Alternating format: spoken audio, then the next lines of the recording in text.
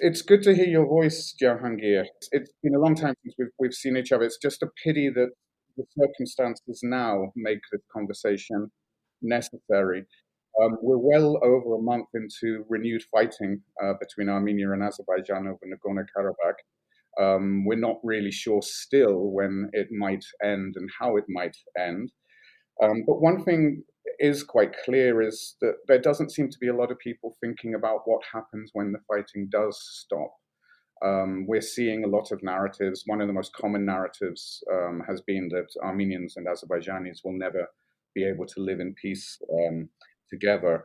What are your thoughts on that?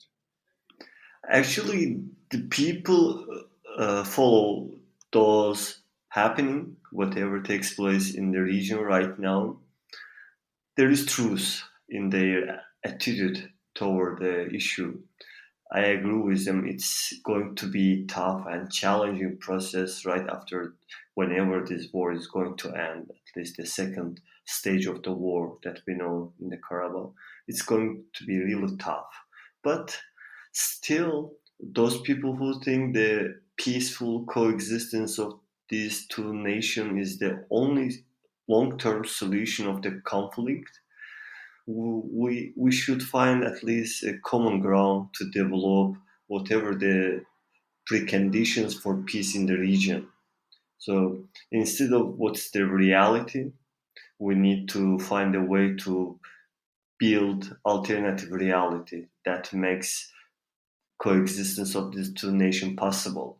So it's about the possibilities. There are many possibilities that we have at the moment.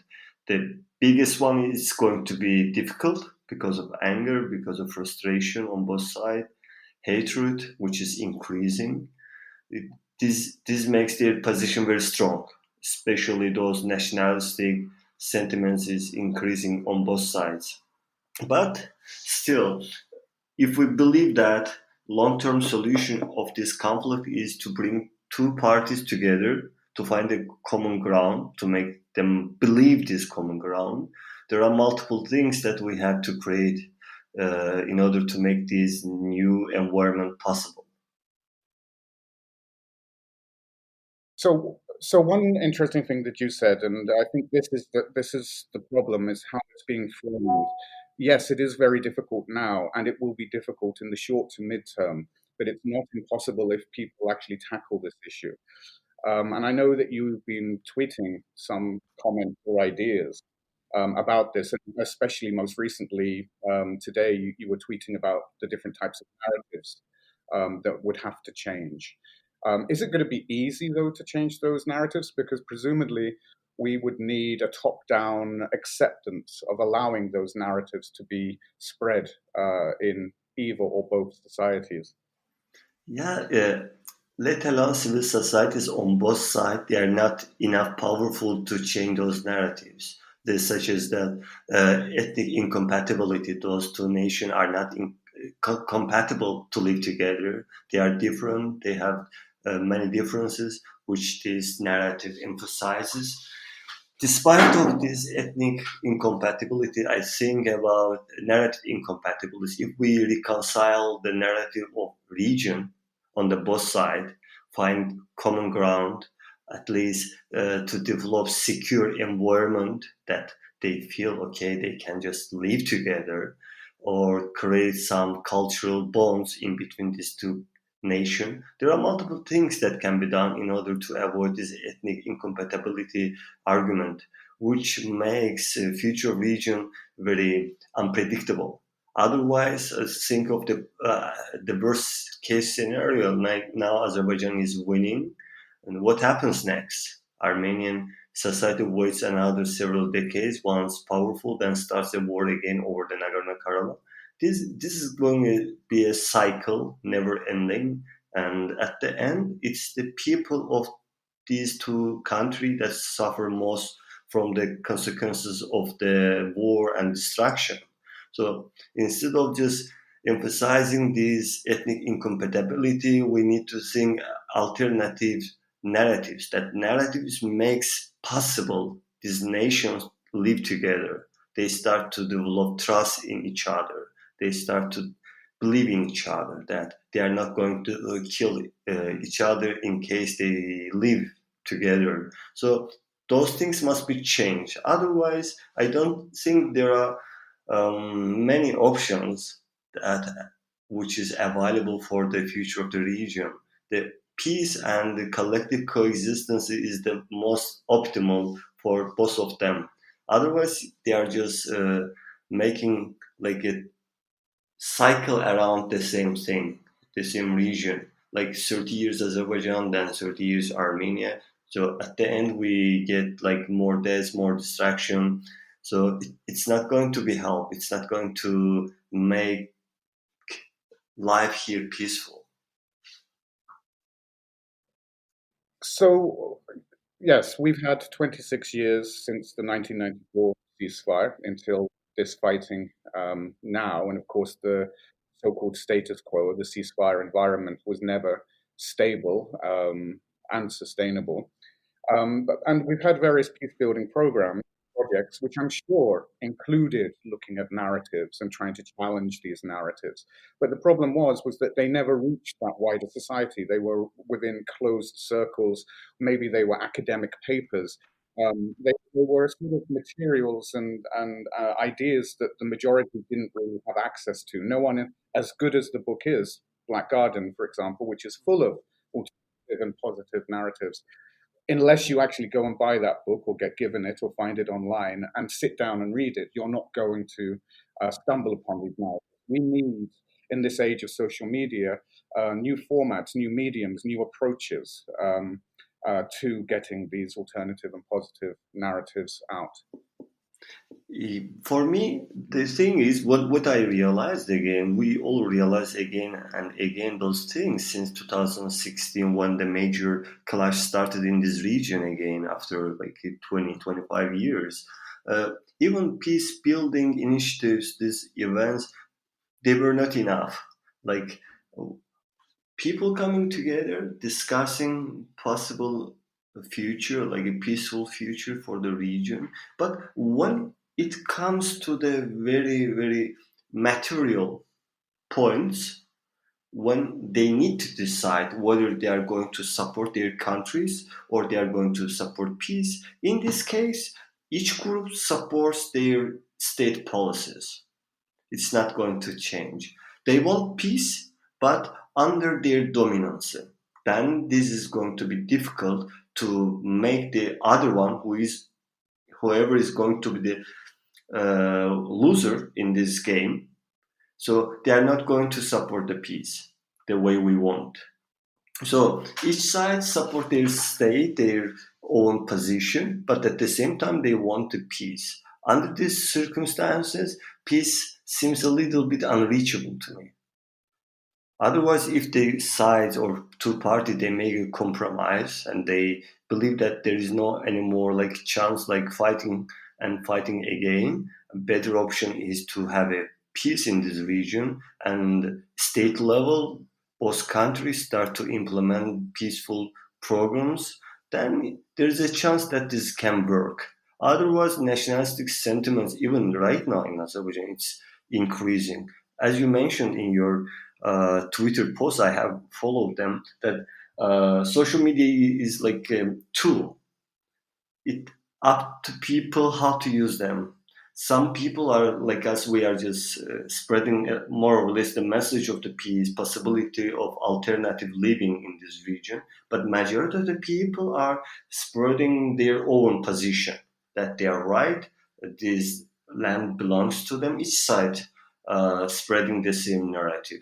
But at the end, each side defend their own position, so it makes a little bit uh, peace challenging to realize, to develop really a peaceful environment for the people of the region. So I have a little bit skepticism toward the peace building initiatives unless those initiatives are strongly supported by the governments. Yeah, I totally agree. Although for the past 26 years, we've never had that situation. Um, and and it does seem that one would hope um, although it doesn't seem very close at the moment, that some kind of peace deal, or at least a genuine peace process supported by the international community, could actually create that environment where there is top-down acceptance of alternative narratives, of peace building initiatives, and so on. Um, I, I mean, it's also true. I blocked quite a few people on Twitter because of the threats and so on. So maybe I'm not seeing as much of it as you are, and also because I'm only consuming information in English and not in any of the other languages that might be used in this conflict. But I'm also encouraged by quite a number of Azerbaijanis who do seem to be open to the idea of peace. But you're telling me that really isn't the situation in reality. Once you are winning your position, then for people it's much more acceptable.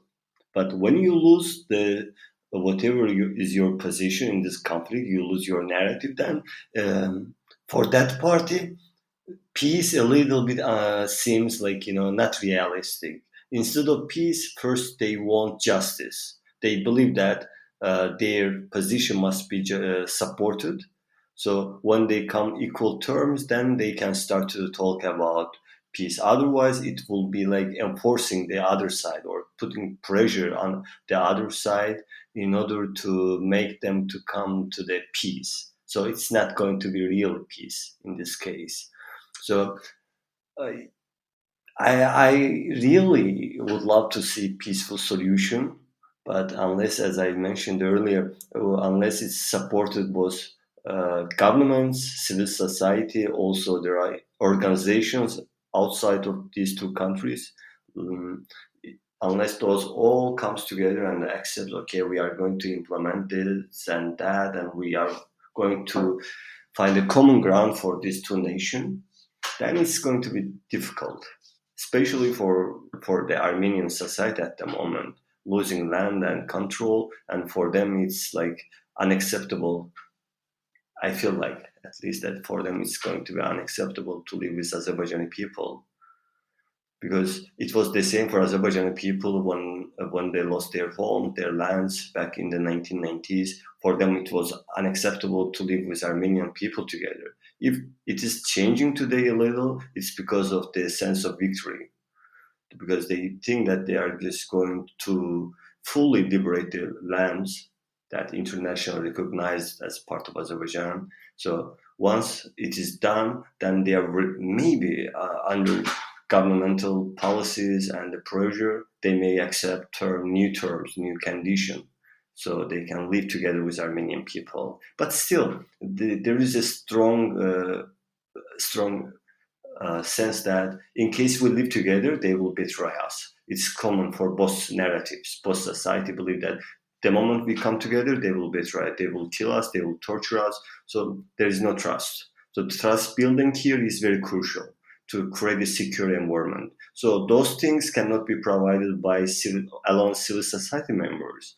So here we need strong will of governments, their policies, their strong presence in these processes, then maybe we can achieve something substantial for the peaceful coexistence. Yeah.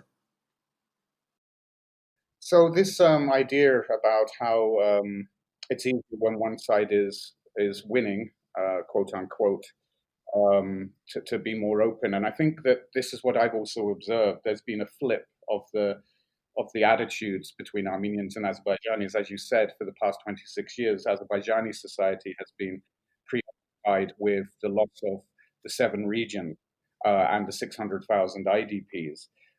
And for Armenians, they believed that the status quo was a peace. So you had, on the one hand, groups of Armenians who would go to peace building exercises feeling as though they were in a comfortable position, and you had Azerbaijanis going who weren't in a comfortable position. And now, after this fighting, that situation will be reversed, or at least there's the danger of that situation being reversed. And that is a big concern of mine as well. How do you address that?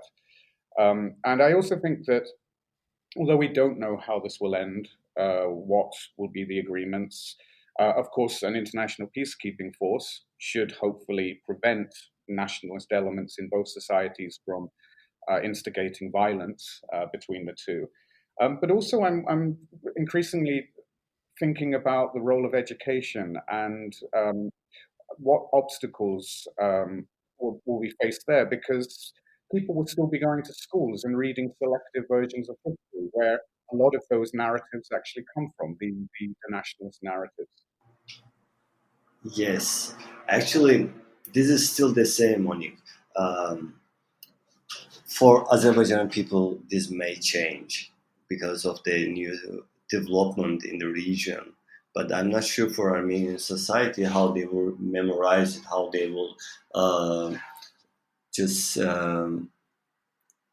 will remember whatever is now happening after like 10 years, 5 years. The people who are losing someone they love, like family members, this is going to be really difficult for them to accept to live with Azerbaijan people. Even those who accept to live with Azerbaijani people, uh, then they may be accused for betraying their nation, the memory of those fallen people. So it's still, there are lots of sentimentalities that will make coexistence a challenge. But they can change the narrative in education, uh, in media, they can change it. That's why we need the strong presence of the governments. So, because when I say governments, just think of the Armenian current or the future governments. Will they be strong enough to talk people about peace and still hold their political position in the government? So it will be challenge. So many politicians will avoid such message in order not to lose their position. Whoever comes, they will be obliged more or less to give this nationalistic message to the people. So in this environment, nationalistic messages are much more consumable than the message of peace. Yeah, and also, although this isn't exactly a new thing, but it definitely wasn't as strong at the beginning stages of the Karabakh conflict, in my opinion. We also have the added involvement of diasporan communities as well, and they will not be working in the same way that peace builders will. And how do we tackle that problem? No, it's we are not going to tackle those things. I don't believe. So if you are losing your promised lands, you lose war, then it's not the party or just celebration or the possibility for the liberals, Democrats to come power and just to convince people for the peace. So when there's a war and the country is losing, it's mostly like a nationalistic groups that will take advantage of the situation. So it will make another challenge for the those who want to talk about peace, those who want just to make some progress toward coexistence of these two nations in the region. So it's going to be a challenge. And, so I don't have strong belief that uh, somehow we can tackle those obstacles, such as internationally the Armenian organizations outside Armenia. They are not going to support me position of peace and reconciliation. I don't have much faith in these organizations changing position. Rather, they will hold their position and they will be much more insistent that we were right, we need to work and just we need to change station again. And it will add another maybe 2 decades, 3 decades to the problem. That's their Yeah. problem, I see. So one of the things that's also crossing my mind is when we look at other conflicts, such as Northern Ireland, there Mhm. was great progress that has been made in Northern Ireland, but only because there was a parallel peace process. And in reality, what we find amongst the different communities is that they don't necessarily change their claims, Mhm. but they abandon, or most people abandon, the justification of violence to achieve those aims. So I Mhm. think that's what we could hope for. in the context of the Nagorno Karabakh conflict, although, of course, it will be a hard task to get to that. So that's one thing I'm hoping for. And but from Azerbaijani perspective, they were like talking that you saw that we waited 26 years. We discussed a lot. Even recently, President of Azerbaijan mentioned in one of his interview that you said, okay, let's have one another meeting with Armenian part. We had hundreds of them, so one more won't hurt us. So this kind of attitude, because people in Azerbaijani society, they fed up from these negotiations, peace talks without any result. So this 26 years of talk somehow is going like supporting the violence rather than make them believe again to talk another 20 years for the possible peaceful solution. They think, okay, we waited 20 years, 25 years, no results, so war is the only solution that we can return our lands back to Azerbaijan. And people accept this message.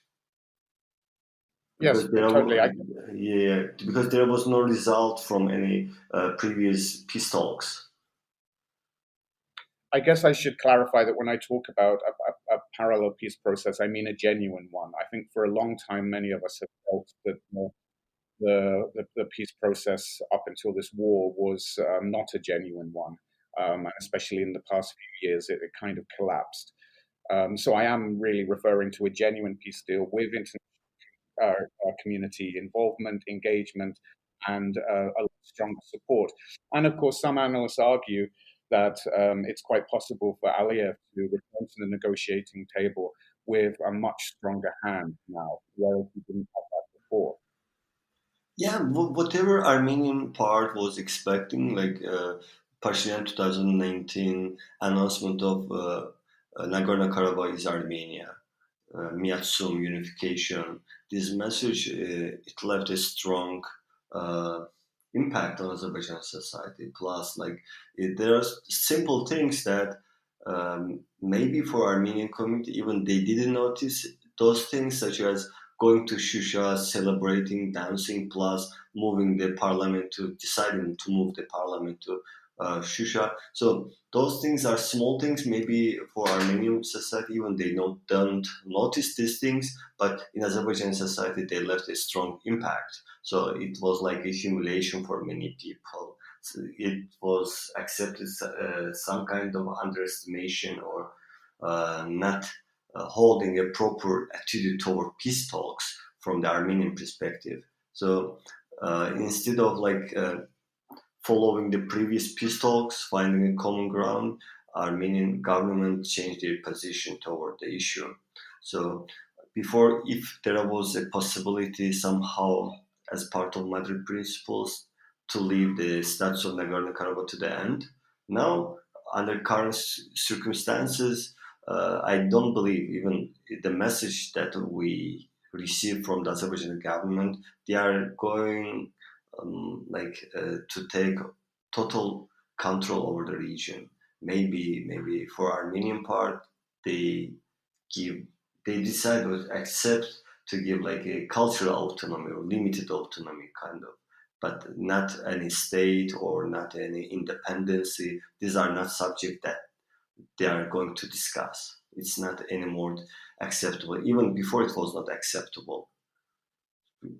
The message that we received already within 1 month that makes sure that it's not going to happen. I don't know how this process right now is going to end, but in general, I don't believe that the Azerbaijani government will accept any sort of political autonomy or just.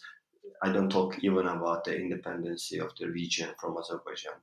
So, under these circumstances, Azerbaijan explains fully its position, and Armenia part in its sovereign terms is not going to accept whatever Azerbaijan offers, like limited autonomy. Let Armenian people come and live in the Nagorno Karabakh as part of Azerbaijan. I don't know if they are going to accept and live here. But still, there are things that can be done. in order to achieve these limited things. But the Armenian side, I'm not sure they will accept this offer. So, what sort of things do you think have to be done? You mean in terms of changing the narratives, or are there more things that? uh, Changing narratives, they are just difficult. Only they are very difficult to change those 100 years of narratives. So the minimal things can be done, such as to build a trust, a secure environment, and to bring such as peacekeepers that they are guarantee of the security of these two groups of people from each other.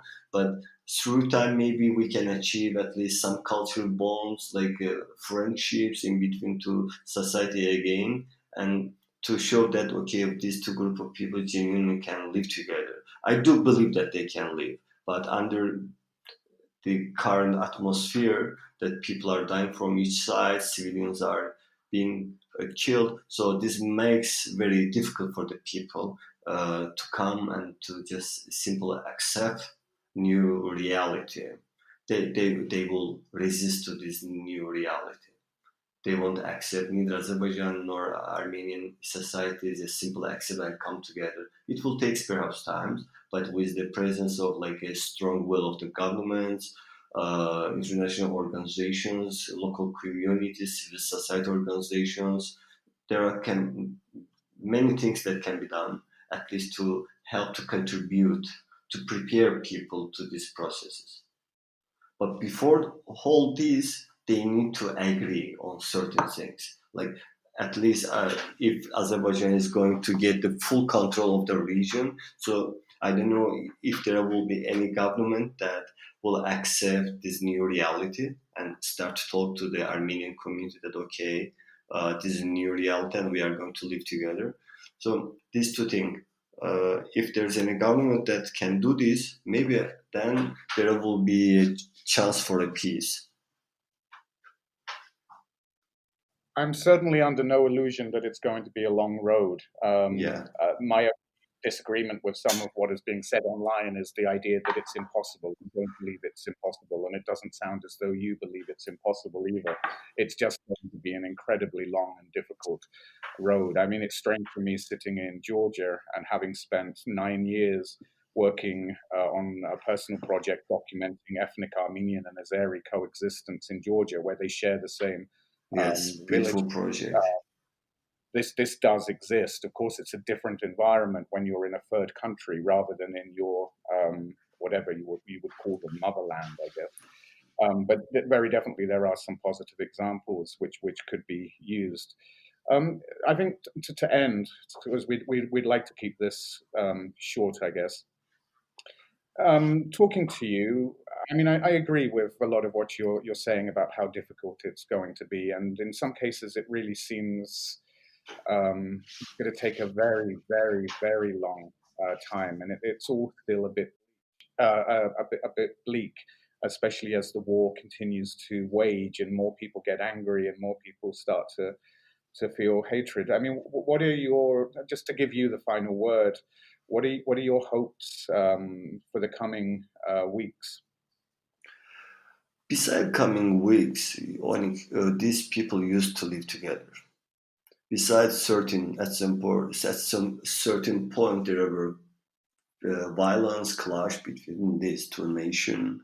These people used to live together. They were friends, they were family. Even from Armenia and Azerbaijan, I know there are families. They used to be families in this region. They lived together, they married, they had their children. It's possible. It's possible to make this reality again after 30 years. But we are going, as we talked already, we are going to face challenges. So if, with the presence of a strong will of government, civil society, people, we can change it again. We can just build a new peaceful environment for the people. So for these people need to understand that there is no point to be in the cycle of this and destruction, because it's not going to bring anything positive to these two countries. Imagine that The amount of financial resources were spent throughout 30 years for the war. All infrastructure destroyed during the first war. Now it's again being distracted. Humanitarian cost of the war is huge already. So with these resources, Armenia and Azerbaijan collaborating in this region could achieve much more efficient way of life. There could be more better life for people of both country. Otherwise, at the end, it's people lose their lives, their future. Instead of the destruction, we can start to build something positive, something new for the region, a new reality. And it seems a little bit unreachable. It's a long way. But if we insist, if we are continuously working on those projects, we may achieve the new reality in this region. Thank you, and thank you for your time. And Oh, my pleasure. let's hope that more and more voices start looking to the future and not only to the past, because there is only the future. And whether the nationalists like it or not, Armenia and Azerbaijan are destined to remain neighbors Yeah, for the future. that's the exact point.